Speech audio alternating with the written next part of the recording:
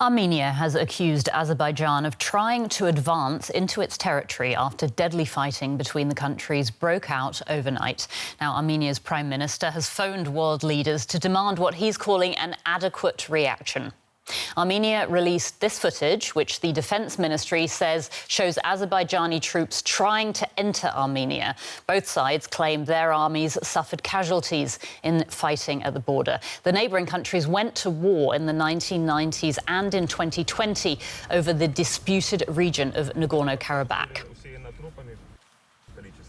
I will talk to an expert about the latest developments in a minute, but before we do, let's have a quick look back at the context of the fighting.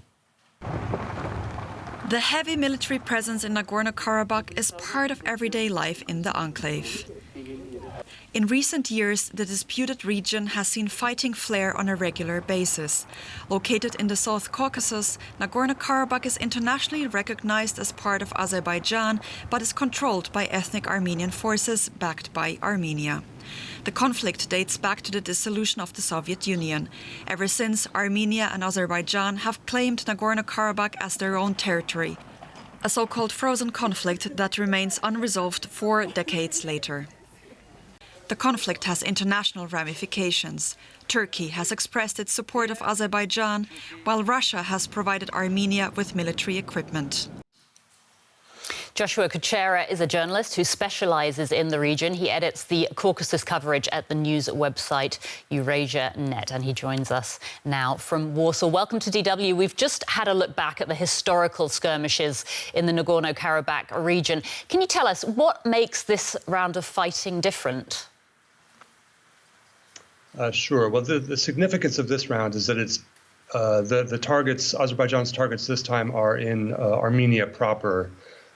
Previously, the fighting has been concentrated mostly in and around Nagorno-Karabakh, which is internationally recognized as Azerbaijani territory.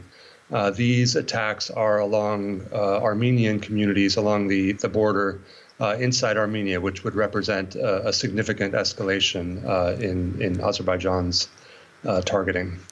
We're hearing that Armenia's phoned a number of world leaders asking for help this morning. Is anyone responding?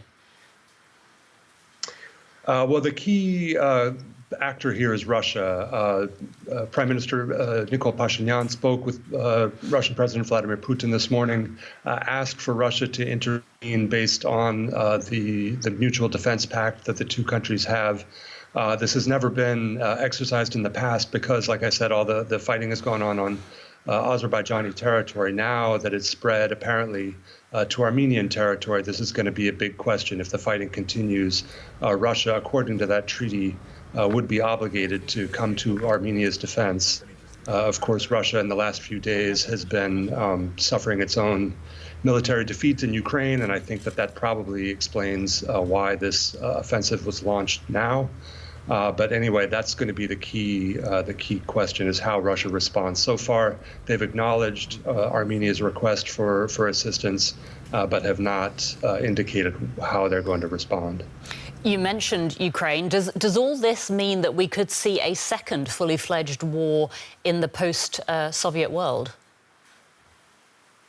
Well, at this point, it's really hard to say. I mean, most of the times that Azerbaijan has escalated things, it has to do with pressuring Armenia to continue to carry out the terms of the 2020 ceasefire agreement or to work towards a comprehensive peace agreement, so kind of military pressure to get diplomatic results. I mean, this is a big military escalation. Whether it's to continue to get more diplomatic results or whether they have some bigger intentions, it's too early to say so far. Something we'll be watching closely. Journalist Joshua Kuchera, thank you so much.